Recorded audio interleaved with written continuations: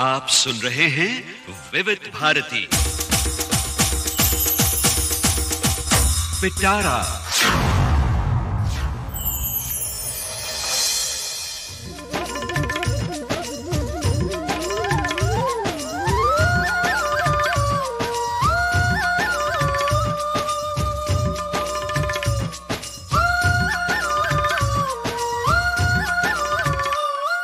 पिटारा में आज सेहतनामा।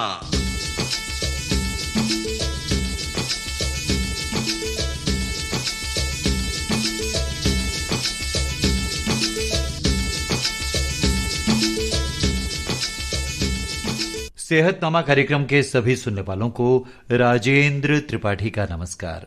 आज के इस कार्यक्रम में हमारे साथ हैं सुप्रसिद्ध बाल रोग विशेषज्ञ डॉक्टर स्वप्निल कदम। डॉक्टर साहब, विविध भारती के स्टूडियो में सेहतनामा कार्यक्रम में आपका बहुत बहुत स्वागत है। शुक्रिया। नमस्कार। नमस्कार डॉक्टर साहब। ऑटिज्म आज का विषय है।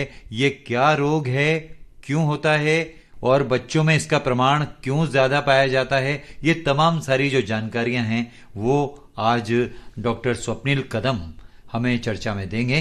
तो डॉक्टर साहब, हम शुरुआत करते हैं इसी शब्द से कि ये ऑटिज्म जो रोग है इसका मतलब क्या है, और इसके साथ साथ जुड़ा एक और शब्द है ऑटिस्टिक स्पेक्ट्रम। तो इनका मतलब बताते हुए इनका अंतर भी आप विस्तार से बताइए। ऑटिज्म और autistic spectrum disorder, autistic spectrum disorder के अंतर्गत ही ऑटिज्म आता है। ऑटिस्टिक स्पेक्ट्रम डिसऑर्डर में कई सारी चीजें आती है, जिसमें ऑटिज्म है, एक एस्पर्जर डिसऑर्डर करके गुणसूत्रों से होने वाला प्रॉब्लम है, या परवेजिव डिसऑर्डर्स है। ऑटिस्टिक स्पेक्ट्रम डिसऑर्डर ये ग्रुप का एक हिस्सा है।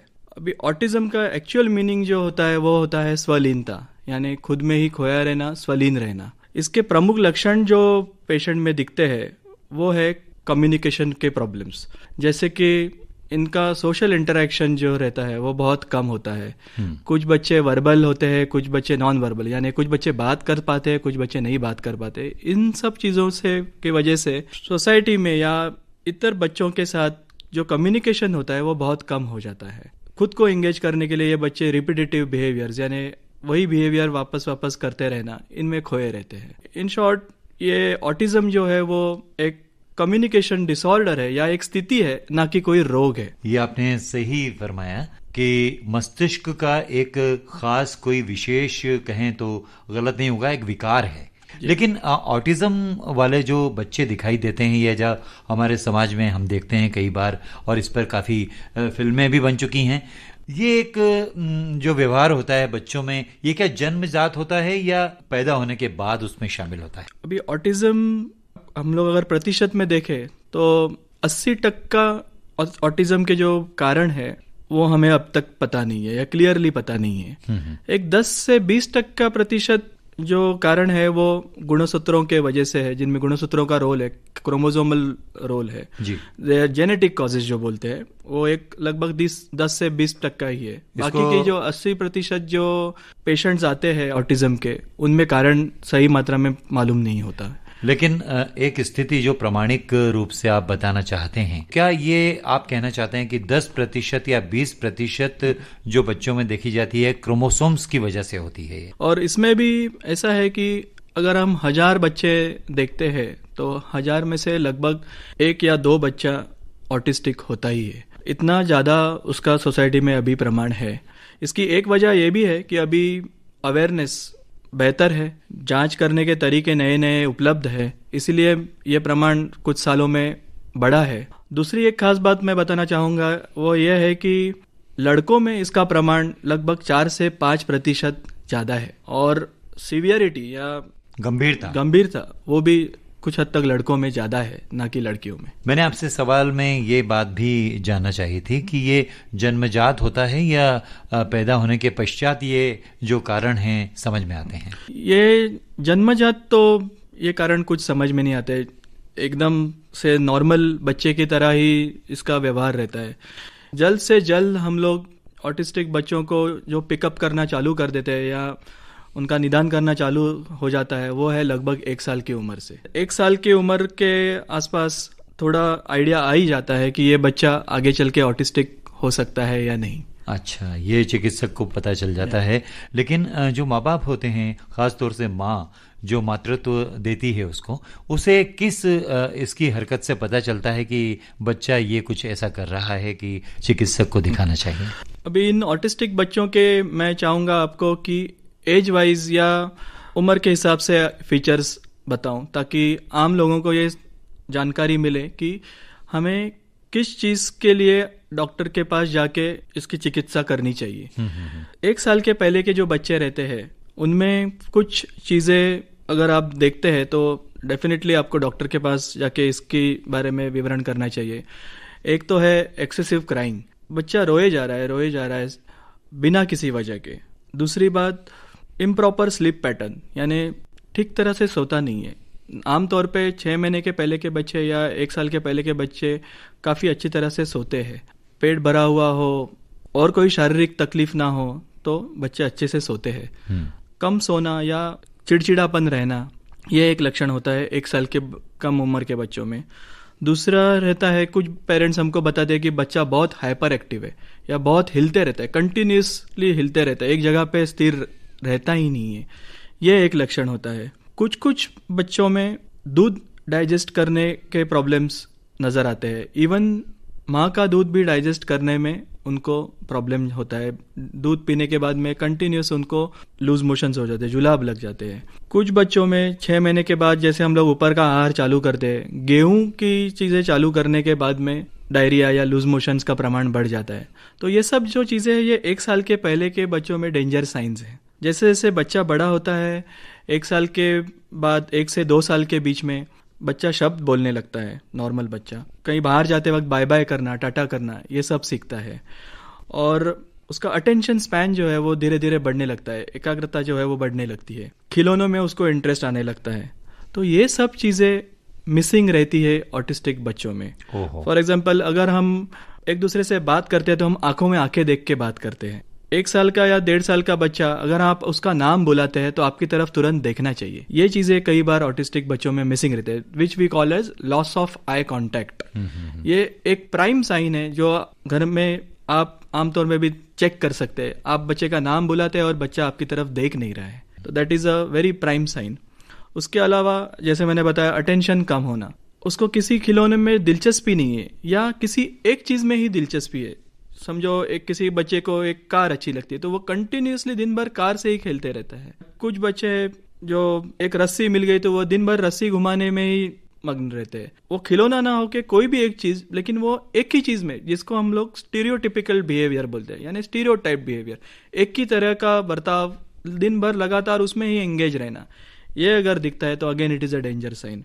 पहले जैसे मैंने बताया, हाइपर एक्टिव रहना या हाइपो एक्टिव रहना या एकदम सुस्त रहना या बहुत ज्यादा हिलते रहना, एक जगह पे स्थिर रहना ही नहीं, ये चीजें आती है उसमें। और last I would like to comment is speech.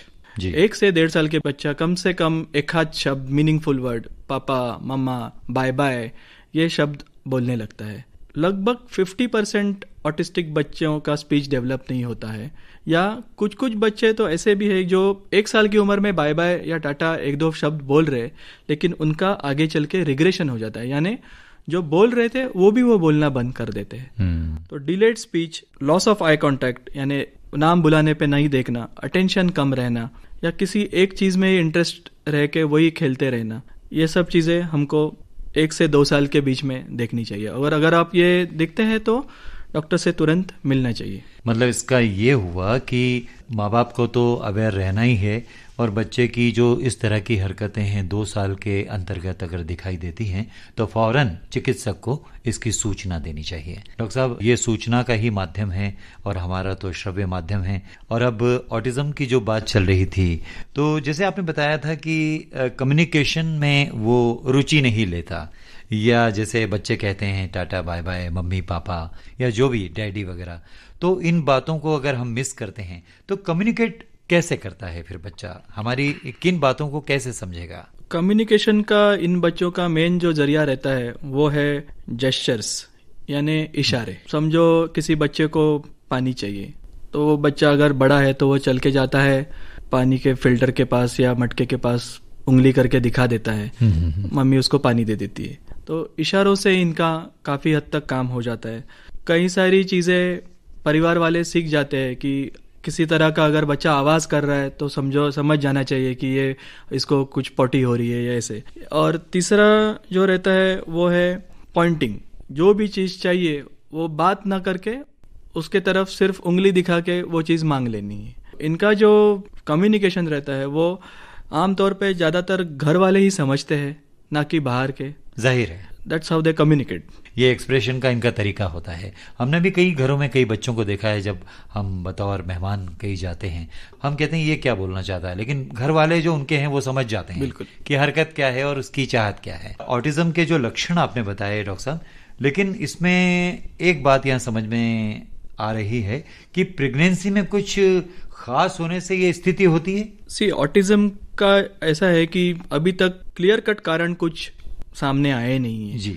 Research काफी चालू है इस पे। कुछ डाउट्स या इंसिडेंसेस ऐसे है कि जिसमें समझो मम्मी को पहले प्रेगनेंसी के पहले ट्राइमेस्टर में यानी पहले 4 से 6 हफ्तों में अगर किसी तरह का इन्फेक्शन हो जाता है, फॉर एग्जांपल एक रूबेला करके जो इन्फेक्शन है वो अगर हो जाता है, या किसी टॉक्सिक प्रोडक्ट्स का एक्सपोजर हो जाता है, यानी फॉर एग्जांपल डीजल का एग्जॉस्ट या फिनॉल, अल्कोहल, स्मोकिंग एक्सपोजर, तो ये सब चीज़ों के साथ ऑटिज्म का इंसिडेंस ज़्यादा पाया गया है।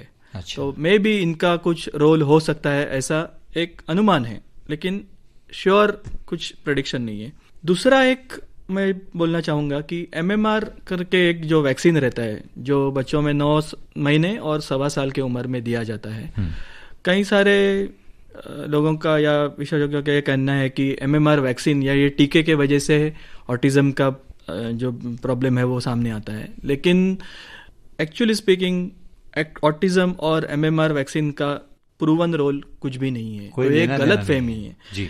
कई लोग कतराते हैं ऑटिज्म जिस बच्चे में है उसके पेरेंट्स अगले बच्चे में MMR का टीका देने से, तो ये सरासर गलत है। एक्चुअल जो उसका रीज़न है वो ये जो फीचर्स है ये हमको 1 साल या 1.5 साल की उम्र में दिखने लगते हैं और ये टीका भी उसी दौरान दिया जाता है, इसीलिए कई बार it is associated with that vaccine. बहुत अच्छी बात बताई आपने, लेकिन जैसा आपने बताया कि प्रेगनेंसी के दौरान या गर्भावस्था के दौरान महिला में कुछ चीज़ें वर्जित होती हैं, जैसे मादक पदार्थों का सेवन, आपने बताया शराब है, सिगरेट है या अन्य बातें, कि अगर कोई प्रेग्नेंट वुमेन है और अगर प्रेगनेंसी के दौरान गुस्सा कुछ ज़्यादा किया है उसने, तो भी बच्चे पर ये असर हो सकता है क्या? प्रेगनेंसी ये ऐसी चीज़ है जिसका आनंद हर एक औरत ने लेना चाहिए। गुस्सा बहुत ज़्यादा करना या शराब या स्मोकिंग ऐसे चीज़ों का सेवन करना ये वैसे भी प्रेगनेंसी के लिए हानिकारक होता है, तो इसका कुछ प्रूवन रोल तो नहीं है, लेकिन ये केयर तो वैसे भी प्रेगनेंसी में लेनी ही है। ऑटिज्म के साथ उसका एग्जैक्ट रोल प्रूवन अभी तक तो कुछ नहीं है, सिद्ध नहीं हुआ है। बहुत अच्छा आपने यहाँ पर ये जो मिथ है ये तोड़ा। ब्रेन या मस्तिष्क की बात करें तो एक्चुअली प्रॉब्लम क्या है कि मस्तिष्क का विकार तो माना जाता है ऑटिज्म को, तभी इसको स्वलीन कहा जाता है कि स्वयं में लीन होना।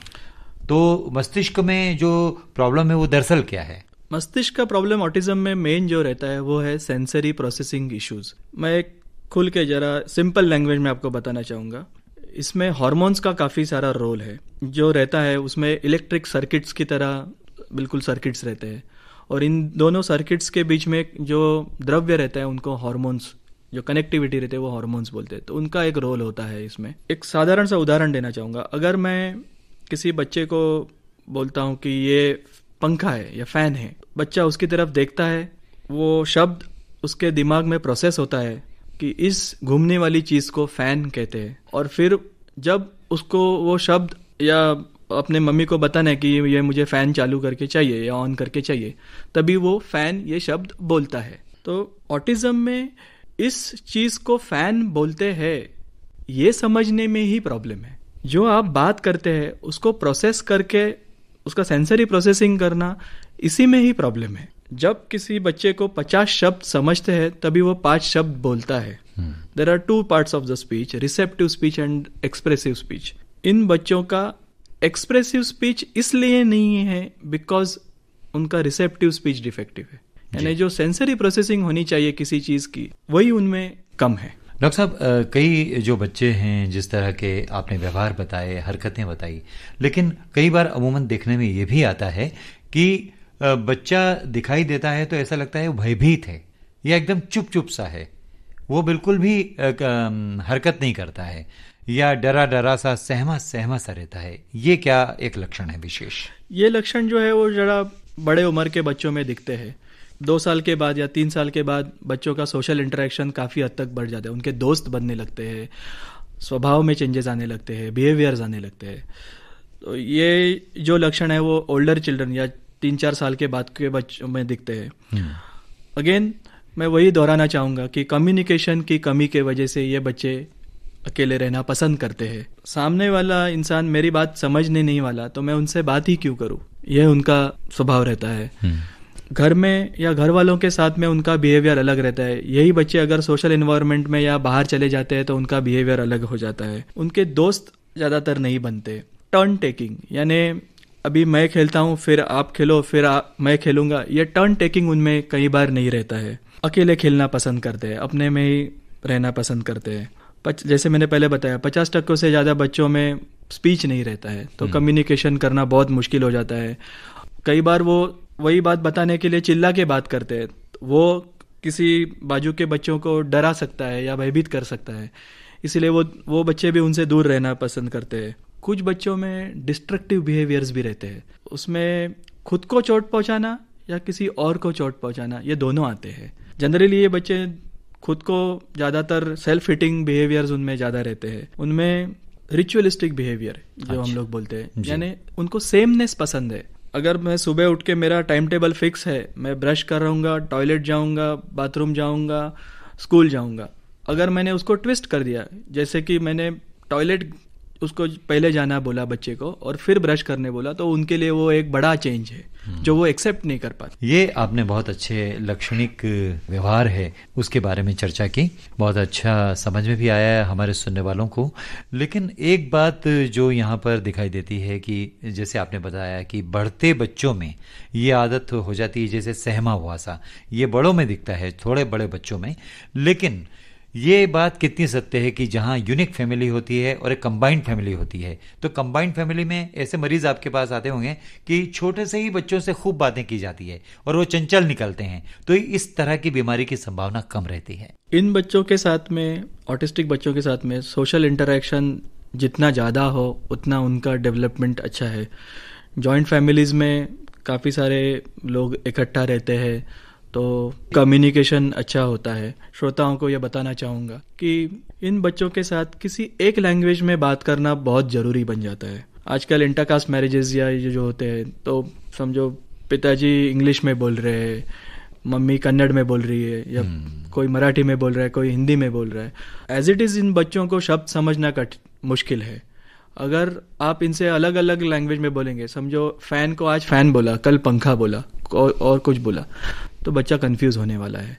तो जितने भी घर के लोग हैं उन्होंने इन बच्चों के साथ में सेम लैंग्वेज में बात करना बहुत इम्पोर्टेंट होता है। ये बहुत ही अहम बात आपने बताई, जो कि परिवार के रूप में जब हम चर्चा करते हैं और इस तरह के बच्चे हमारे परिवेश में होते हैं तो ये बड़ी काम की बात है। अब जो प्रश्न मैं आपसे पूछूंगा वो ये है कि हर चीज का, हर रोग का जो एक निदान होता है, एक डायग्नोस करते हैं, उसके लिए परीक्षणों की भी आवश्यकता होती है। लेकिन चूंकि ये रोग कुछ विशेष है तो इसका निदान आप किस तरह के परीक्षणों के साथ करते हैं? ऑटिज्म ये जो चीज़ है ये ना कि कोई बीमारी है, ये एक स्थिति है। इसका जो निदान है वो क्लिनिकली, यानी बच्चों के सिम्टम्स देख के ही ज़्यादातर किया जाता है, ना कि किसी बड़े टेस्ट से।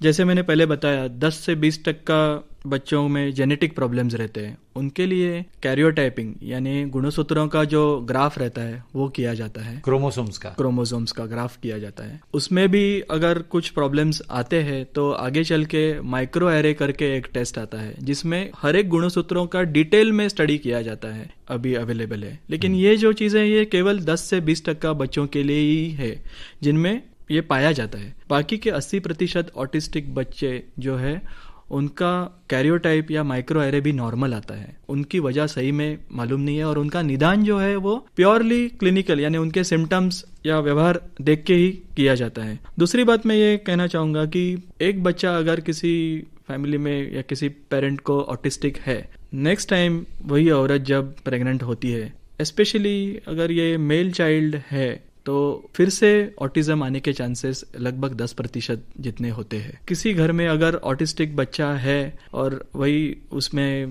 उसकी मम्मी अगर फिर से प्रेग्नेंट हो रही है, तो कैरियोटाइपिंग में एबनॉर्मलिटी है, कुछ दोष है, तो माइक्रो एरे ये जो टेस्ट है उन्होंने प्रेगनेंसी प्लान करने के पहले डेफिनेटली कर लेनी चाहिए ताकि इसका रिपीट ये ना हो। दूसरी चीज़ है ऑटिज्म की सीवियरिटी ग्रेड करने के लिए पीडियाट्रिक्स या बच्चों के इसमें एक डेवलपमेंटल पीडियाट्रिक्स करके एक ब्रांच अवेलेबल है। पिछले कुछ सालों में ऑटिज्म को बहुत महत्व दिया गया है और ऑटिज्म और अदर लर्निंग डिसऑर्डर्स के लिए डेवलपमेंटल पीडियाट्रिशियंस अवेलेबल है। ये विस्तार में इन बच्चों का चेकिंग करके ऑटिज्म के स्केल्स अवेलेबल है, जिसमें उनका फॉर एग्जांपल कार स्केलिंग है या 2-3 स्केल्स अवेलेबल है, जिससे उनका गंभीरता हम लोग चेक कर सकते हैं, मॉडरेट, सीवियर या उसके फंक्शंस भी हम लोग ग्रेड कर सकते हैं। अच्छा डॉक्टर साहब, यहाँ पर एक भ्रम वाली बात भी है जो हम आपसे पूछना चाहेंगे, कई सुनने वाले भी इस बात को शायद पसंद करें।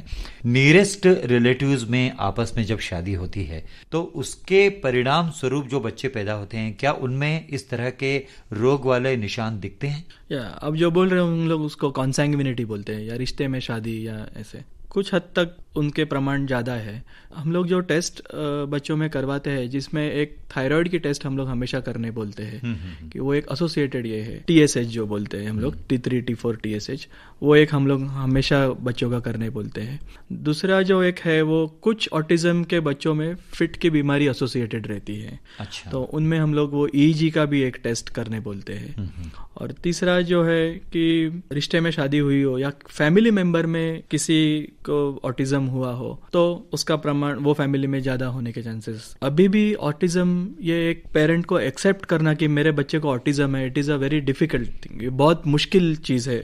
पहले तो पेरेंट्स में वो एक्सेप्टेंस ही नहीं रहता है, या उनमें ये ख्याल आता है कि ये मेरे बच्चे के साथ ही क्यों, अगर मेरा पूरा प्रेगनेंसी नॉर्मल था, बच्चा पैदा नॉर्मली हुआ है, तो ये मेरे बच्चे के साथ ही क्यों हुआ है। मैं एक आगे चल के एक बात कहना चाहूंगा कि आप पेरेंट्स को ऐसे लेना चाहिए कि शायद भगवान ने आपको ये बच्चा इसलिए दिया है क्योंकि आप उस बच्चे को संभालने के लिए काबिल है। ऐसे बच्चों को संभालने के लिए स्पेशल केयर या एक्स्ट्रा एफर्ट की जरूरत होती ही है, और कोई भी पेरेंट ये नहीं चाहेगा कि नेक्स्ट प्रेगनेंसी जब प्लान होती है तभी सिमिलर बच्चा अफेक्टेड पैदा हो या प्रभावित पैदा हो। इसीलिए वो सावधानी बरत के कैरियोटाइपिंग या माइक्रो एरो जैसे जो टेस्ट है वो पहले ही कर लेनी चाहिए। जी जी। अच्छा डॉक्टर साहब, यहाँ पे आप ये भी बताएं तो अच्छा रहेगा कि कुछ खतरनाक साइन होते हैं, डेंजर साइन होते हैं, वो क्या क्या हैं, कैसे ध्यान में रखा जाए उनको? डेंजर साइंस पहला जो है वो है 1 साल के पहले नो बैबलिंग, यानी 1 साल के बच्चे जनरली आवाजें करना चालू कर देते हैं या खुद की भाषा में जो बोलते हैं, मम्मा पापा, मम्मा समझो पानी चाहिए तो मम बोला या कुछ और बोला, अपनी भाषा में बोलना, बैबलिंग जिसको हम लोग बोलते हैं, वो इन बच्चों में एब्सेंट होता है। तो अगर वो नहीं दिखता है तो ध्यान रखना चाहिए। दूसरी जो चीज है जो नो जेस्चरिंग, यानी कोई जेस्चर नहीं देना या कोई इशारा नहीं करना, अगर कोई चीज चाहिए तो इशारा नहीं कर पाना, ये एक है। या पॉइंटिंग नहीं कर पाना, कोई चीज चाहिए तो बच्चा अगर बात नहीं कर पा रहा है तो इशारे करके बात करता है, वो भी नहीं वो ये कर पाते। कोई बच्चा अगर 15 से 16 महीनों की उम्र तक एक भी शब्द, मीनिंगफुल वर्ड नहीं बोल पा रहा है तो डेंजर साइंस पकड़े जाते हैं। या कोई 2 साल की उम्र तक 1 या 2 वर्ड्स के छोटे सेंटेंस रहते हैं, समझो पानी दो, दरवाजा खोलो, ऐसे 2 वर्ड्स के जो सेंटेंस रहते हैं, ये अगर कोई बच्चा 2 साल की उम्र तक नहीं कर पाता तो एक डेंजर साइन माना जाता है। और सबसे इंपॉर्टेंट बात जो मैं कहना चाहूंगा वो है लॉस ऑफ आई कांटेक्ट। अगर कोई बच्चा आपकी तरफ आंखों में आंखें डाल के बात कर रहा था या उसका नाम बुलाने की तरफ आपकी तरफ देख के रिस्पॉन्ड कर रहा था, वो अगर उसने देखना बंद कर दिया है, बुलाने के ऊपर आपकी तरफ देखना बंद कर दिया है, तो ये एक बहुत ही इंपॉर्टेंट साइन माना जाता है। बहुत अच्छी समझाइश आपने दी है, और जो लक्षण आपने विशेष रूप से बताए खासतौर से खतरनाक जोन के, तो वो तो ध्यान में रखने ही चाहिए। डॉक्टर साहब, ऑटिज्म की खास कोई चिकित्सा है तो वो क्या है, मेडिसिन है या कोई और है? ऑटिज्म ये बीमारी ना होके एक स्थिति है जी, इसीलिए दवाइयाँ जो रहती है, मेडिसिन जो रहती है, वो ज्यादातर बीमारियों के लिए रहती है। दवाइयों का रोल है लेकिन एसोसिएटेड प्रॉब्लम्स के लिए, ना कि एज सच ऑटिज्म के लिए। इसके मैं जो ट्रीटमेंट या चिकित्सा जो है वो उसके गोल्स बताना चाहूंगा, या हमको क्या अचीव करना है बेसिकली। पहला जो है वो उसके साथ जो एसोसिएटेड प्रॉब्लम्स रहते हैं, या जैसे मैंने बताया कुछ बच्चों में फिट का प्रॉब्लम रहता है, या कुछ बच्चे बहुत हाइपर एक्टिव रहते हैं, बहुत एक जगह पे बैठ नहीं पाते, तो उन बच्चों में उनको शांत करने के लिए कुछ हद तक दवाइयाँ दी जाती है। अगर फिट की बीमारी या अकड़ी आने की अगर बीमारी एसोसिएटेड है तो उसकी भी दवाइयाँ दी जाती है। हमारा गोल ऑटिज्म के बच्चों को ट्रीट करते वक्त यह रहता है कि उनकी क्वालिटी ऑफ लाइफ आगे चल के अच्छी रहे, इंडिपेंडेंट लाइफ ये बच्चे रह सके, खुद किसी पे डिपेंडेंट ना हो, एटलीस्ट दिन के जो रोज के काम है वो करने में, उनका फैमिली पे आगे चल के एक स्ट्रेस ना रहे, खुद सेल्फ सफिशिएंट बन जाए, ये हमारा एक गोल रहता है। और खुद के रोजगार के लिए उनके कुछ साधन उपलब्ध हो जाए, ये हमारा गोल रहता है। अभी उसकी चिकित्सा में अर्ली इंटरवेंशन यानी जल्द से जल्द इसकी थेरेपी चालू करना, ट्रीटमेंट चालू करना, ये बहुत जरूरी है। वो क्या है? उसमें जो आते हैं वो है 2-3 चीजें। एक जो हम लोग बोलते हैं उसको है वो ABA, जिसमें अप्लाइड बिहेवियर एनालिसिस करके एक होता है। स्ट्रक्चर्ड टीचिंग यानी उनको हर एक चीज कैसे सिखानी है इसका एक मेथड होता है। तीसरी जो चीज है वो है speech and language therapy, communicate कैसे करना। कुछ बच्चे जो तुतलाहट भी नहीं निकालते, या जैसे आपने शुरू में बताया कि कुछ बोलते नहीं, तो घर में अक्सर ऐसा कहा जाता है, वो ऑटिज्म की बात नहीं करते, वो कहते हैं बोलता नहीं है तो किसी पैरेट को लाओ और उसका कोई झूठा फल उसको खिला दिया जाए तो ये बोलने लगेगा। ये क्या है? ये सब बिल्कुल ये मिथ्स है या गलत फहमी है, मैं बोलूंगा। हमारे कंसल्टिंग में जब पेशेंट आता है तभी कई बार सुनने मिलता है। जब पेशेंट को पहली बार ऑब्जर्व करते हैं, हमें ऐसा लगता है कि इस बच्चे में ऑटिज्म के फीचर्स है, पेरेंट्स को बताने के बाद में वो कई बार रेडी नहीं होते ये एक्सेप्ट करने के लिए। जैसे मैं ट्रीटमेंट का पार्ट बता रहा था, early intervention is very very important. बोलचाल के लिए आपने बताया था। अर्ली इंटरवेंशन में पहले तो ऑटिज्म का ग्रेडिंग या उसका प्रभाव कितना ज्यादा है वो देखना जरूरी है। साथ ही साथ बच्चे का IQ टेस्टिंग करना जरूरी है। हाँ, ये यहाँ पर हम ये भी जानना चाहेंगे कि IQ लेवल जो होता है वो बचपन से ही किसी में दिखाई देता है, किसी में मध्यम दिखाई देता है, तो इसमें क्या स्थिति होती है? ऑटिज्म में जो ऐसे जनरली दिखाया जाता है कि इनका IQ लेवल जो रहता है वो काफी हद तक नियर नॉर्मल रहता है।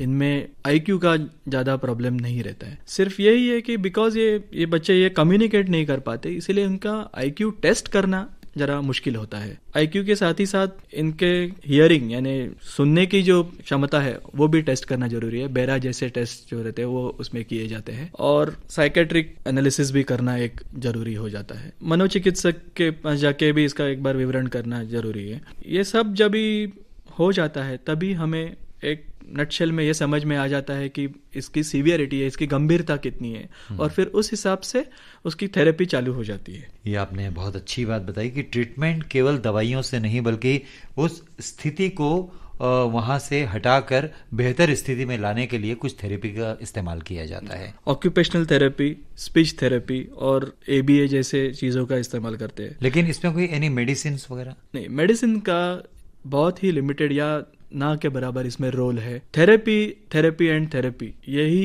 इसकी ट्रीटमेंट है। ऑक्यूपेशनल थेरेपी में मैं थोड़ा विस्तार से बताना चाहूंगा। जी बताइए।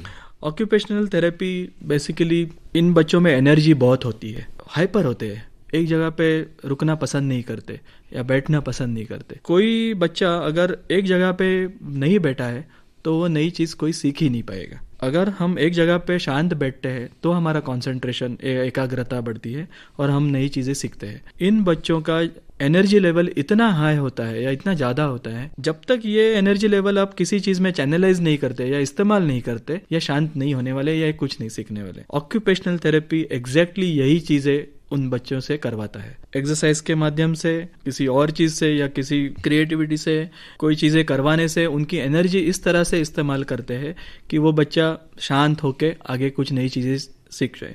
फॉर एग्जाम्पल, किसी बच्चे को ट्रैम्पोलिन पे जंप करना पसंद है, किसी बच्चे को स्विंगिंग पसंद है, किसी बच्चे को रोलिंग पसंद है, किसी बच्चे को रॉकिंग पसंद है। उसके पसंद के हिसाब से उनके एक्सरसाइज प्लान किए जाते हैं, और वो करने के बाद समझो किसी बच्चे को जंप करना पसंद है तो उसको 50 जंप्स एक ट्रैम्पोलिन पे देंगे, फिर 10 मिनट उससे काम करवाएंगे, वापस 50 जंप्स देंगे, वापस 10 मिनट काम करवाएंगे। इस तरह से उनकी एनर्जी चैनलाइज करवाने का काम जो है वो ऑक्यूपेशनल थेरेपी करते हैं। कई पेरेंट्स को या ऐसा लगता है कि ये तो सिर्फ खेल कूद है, इससे सही मायने में अपने हमारे बच्चे को कुछ फायदा हो रहा है कि नहीं। लेकिन यही चीज है जो आपके बच्चे को शांत करता है और आगे चल के सीखने में या उसको चीजें सिखाने में आपकी मदद करता है। बिल्कुल सही फरमाया आपने कि बच्चों की जो ऊर्जा है उसको चैनलाइज करना बहुत ज़रूरी है, चाहे वो शांत हो या बहुत ही चपल हो, चंचल हो, लेकिन एनर्जी अगर चैनलाइज है, क्रिएटिव भी बनता है और समझदार भी होता है। डॉक्टर साहब, यहाँ पर स्कूलिंग की बात करेंगे हम। जब विद्यार्थी बन के वो स्कूल में दाखिल होता है तो कहा जाता है कि पहले तो वो अवाक रह जाता है या माँ बाप अवाक रह जाते हैं कि इसको सामान्य बच्चों के साथ कैसे एडजस्ट होगा, समायोजित कैसे करेगा। तो आपकी क्या राय है, क्या कहना चाहेंगे? इसमें एक तो चीज़ श्योर है कि हमें बच्चे को पहले ये देखना है कि बच्चा वर्बल है या नहीं, बात कर पा रहा है या नहीं कर पा रहा है। अगर कोई बच्चा वर्बल है, ऑटिज्म है और वर्बल है यानी बात कर पा रहा है, तो उसको अपनी ज़रूरतें बताना आसान हो जाता है। अगर कोई बच्चा बात नहीं कर पा रहा है और वो ऑटिस्टिक है, अगर वो नॉर्मल स्कूल में जाता है तो ना तो वो टीचर समझ पाती है कि इस बच्चे को क्या चाहिए और ना ही वो बच्चा टीचर्स जो सिखा रही है वो समझ पाता है। तो it is a frustration level for all three, parents के लिए भी क्योंकि स्कूल से कंप्लेन आनी है, बच्चे के लिए भी क्योंकि वो कुछ सीख नहीं पा रहा है, और टीचर्स के लिए भी क्योंकि एक 30-40 के क्लास में she is not able to, या एक किसी बच्चे को वो स्पेशल अटेंशन नहीं दे पा रही है।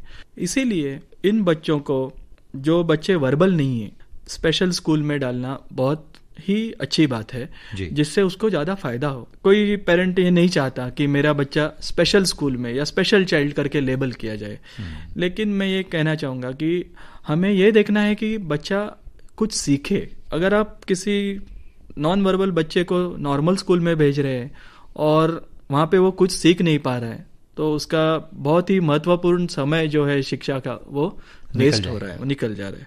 हाँ, दूसरा पहलू इसका ऐसा है कि अगर बच्चा वर्बल है, शुरुआत से स्पीच थेरेपी चालू है और उसका स्पीच डेवलप हुआ है ओवर टाइम, तो स्पेशल स्कूल से उसको नॉर्मल स्कूल में ट्रांजिशन करने की भी सुविधा उपलब्ध है। मैं श्रोताओं को ये बताना चाहूँगा कि आजकल ऐसे बच्चों को नॉर्मल स्कूल में इंटीग्रेट किया जाता है।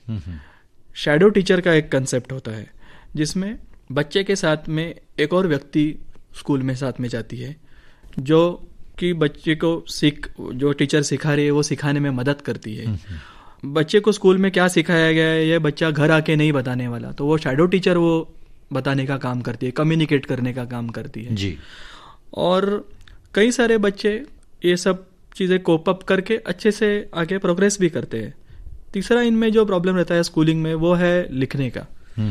ये कई सारे बच्चे कम्युनिकेट कर पाते हैं जेस्चर से या बात करके, लेकिन लिखने में भी इनको कई स्लो हो जाते हैं, या कुछ विषय है मैथमेटिक्स जैसे, इन बच्चों में स्पेशल एजुकेटर या इनकी स्पेशल ट्रेनिंग की ज़रूरत हो जाती है।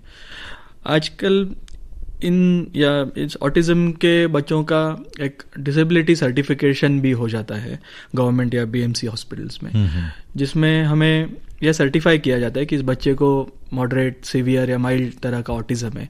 इन बच्चों को जब ये 10th या मैट्रिकुलेशन के पास जब पहुंचते हैं तभी गवर्नमेंट इनको स्पेशल सुविधा अलाउ करती है, जैसे कि राइटर अलाउ करना एग्जाम में राइटर, इनके लिए मैथमेटिक्स या इंग्लिश जैसे जो विषय है वो स्किप करना या किसी एक लैंग्वेज में ही इनका एग्जाम लेना। तो ये सब सुविधाएं भी आजकल उपलब्ध है। लेकिन स्पेशल स्कूल अगर किसी बच्चे को चाहिए या ज़रूरत है तो उस बच्चे को स्पेशल स्कूल में ही पेरेंट्स ने डलवाना चाहिए। हाँ, ये नहीं सोचना चाहिए कि हमारा बच्चा एबनॉर्मल है, ये स्वीकारोक्ति होनी चाहिए कि उसको उसी तरह का माहौल मिलेगा तो वो जल्दी ही सामान्य अवस्था में आ सकता है। डॉक्टर साहब, यहाँ पर कॉस्ट ऑफ ट्रीटमेंट की बात भी हम आपसे जानना चाहेंगे क्योंकि आपके पास तमाम इस तरह के मरीज अपने पेरेंट्स के साथ आते हैं। बिल्कुल, ऑटिज्म की जो ट्रीटमेंट है वो मैं ऐसे कहूँगा कि तब तक चलती है जब तक बच्चा या कोई इंडिविजुअल सेल्फ सफिशिएंट या सेल्फ डिपेंडेंट ना हो जाए। आइडियली 1-1.25 साल से ये ट्रीटमेंट चालू हो जाती है और वो काफ़ी लंबी चलनी है। शुरुआत में जो है वो है इंटेंसिव थेरेपी रहती है, यानी हफ्ते में 3 बार 4 बार उसको ऑक्यूपेशनल थेरेपी के लिए जाना पड़ता है, सेशंस के लिए जाना पड़ता है, उसके स्पीच थेरेपी के लिए जाना पड़ता है। इसके अलावा स्पेशल स्कूल में अगर बच्चे जाते हैं तो उनका भी जो फीस रहता है, फीस स्ट्रक्चर रहता है, वो ज़रा ज़्यादा रहता है, क्योंकि इन स्कूलों में there is 1-to-1 attention, almost 1-to-1 attention होता है, तो नेचुरली इनका ये केयर गिविंग ज़्यादा होता है। शैडो टीचर्स अगर आप भेजते हैं नॉर्मल स्कूल में तो उनका भी खर्चा ज़्यादा होता है।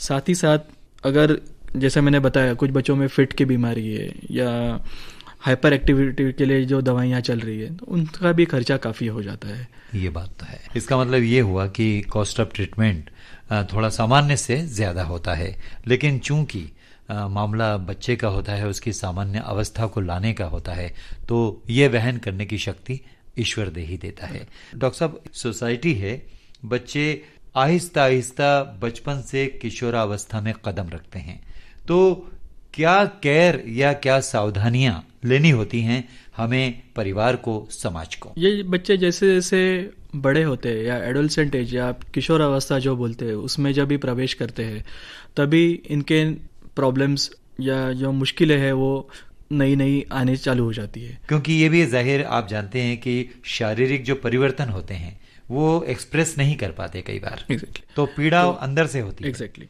सेक्सुअलिटी ये जो पार्ट है वो इस एज में आमतौर में बच्चे समझना चालू कर देते हैं। मैं आपको एक साधारण सा उदाहरण देना चाहूँगा या एक अपने श्रोताओं को ये बताना चाहूँगा कि इसकी शुरुआत भी आप शुरुआत से कर सकते हैं। फॉर एग्जांपल, अगर आप बच्चे को बाथरूम में नहला रहे हैं, नहलाने के बाद में कोई नॉर्मल बच्चा अपनी जो अंडर पैंट्स है वो बाथरूम में पहन के खुद को पहुँच के तौलिया लपेट के बाहर आ जाता है।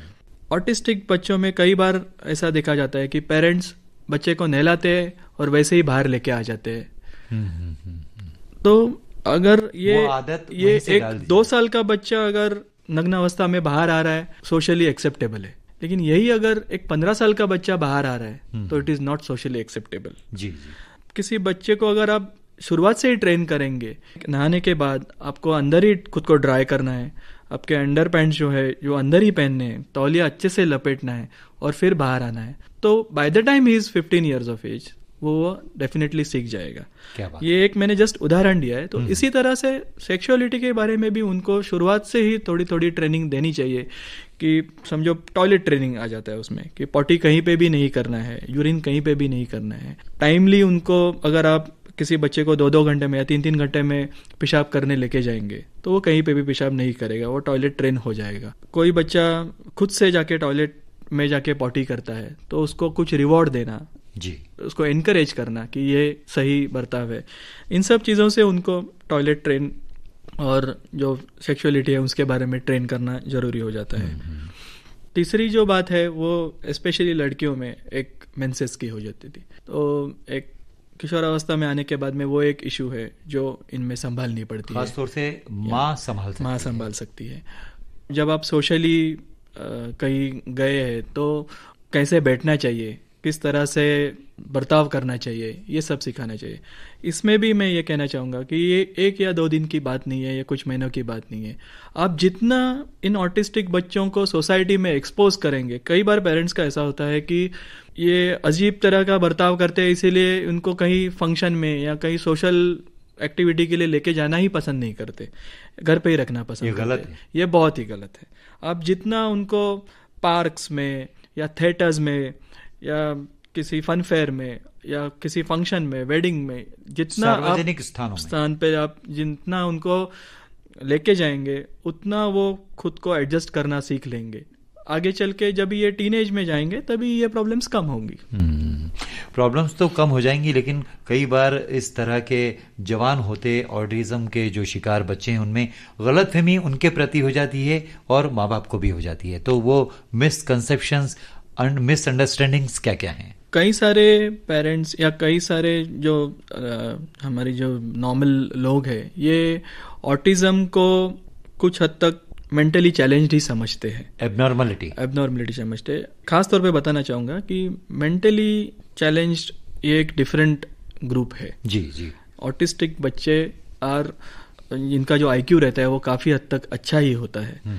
तो सिर्फ इनमें कम्युनिकेशन का ही प्रॉब्लम है। बच्चे खुद को कम्युनिकेट नहीं कर पाते ठीक से, इसीलिए उनका बर्ताव हमको अजीब लगता है। तो उनको उस नज़र से लोगों ने देखना नहीं चाहिए।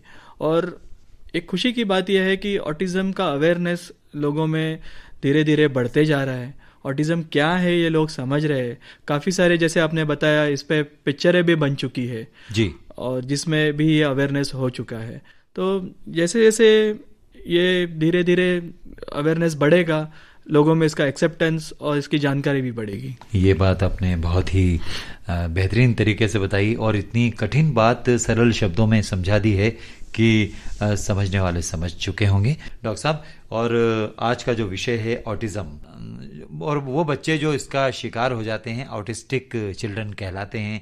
लेकिन कई बार उनके साथ क्या क्या होता है ये तो वो माँ बाप ही जानते हैं, जो उनको पालते पोसते हैं, उनके करीब रहते हैं। लेकिन समाज भी इस बात को जानता है। अपनी ओर से देखिए, कार्यक्रम में जो समय की पाबंदी है उसको मद्देनजर रखते हुए हम आपसे चाहेंगे कि अपनी ओर से आप ऑटिज्म के शिकार बच्चों के लिए एक सामाजिक क्या संदेश देना चाहेंगे इस प्रोग्राम में? जरूर, मैं अपने श्रोताओं से यही कहना चाहूँगा कि ऑटिज्म को बीमारी न मान के एक स्थिति है, ये जान लीजिए। ऑटिज्म को एक्सेप्ट करना सीख लीजिए। आपके घर में कोई ऑटिस्टिक बच्चा है तो उसकी जल्द से जल्द ट्रीटमेंट चालू कर दीजिए, थेरेपी चालू कर दीजिए। ना उम्मीद नहीं होना है। कई सारे लोगों में अंधश्रद्धा है कि यहाँ मन्नत मांगने से ऑटिज्म चला जाएगा या कहीं और जाके ऑटिज्म चला जाएगा।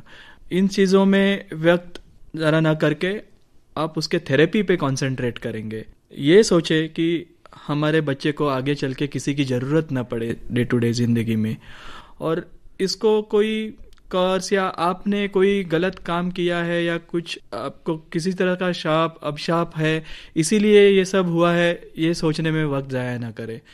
एक्सेप्ट कीजिए और उसकी जल्द से जल्द थेरेपी करवाइए। Future is really bright.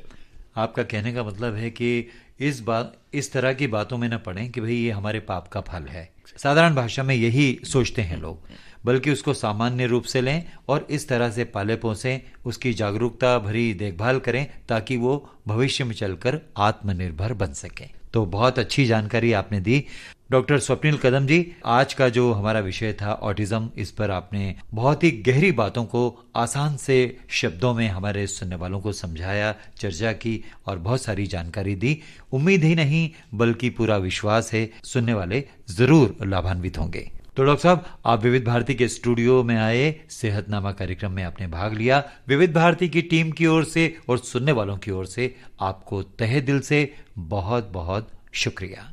धन्यवाद। तो दोस्तों, ये थी मुलाकात मुंबई के सुप्रसिद्ध बाल रोग विशेषज्ञ डॉक्टर स्वप्निल कदम से। विषय था ऑटिज्म यानी स्वलीनता। आज के इस कार्यक्रम में तकनीकी सहयोगी थी तेजश्री शेट्ये।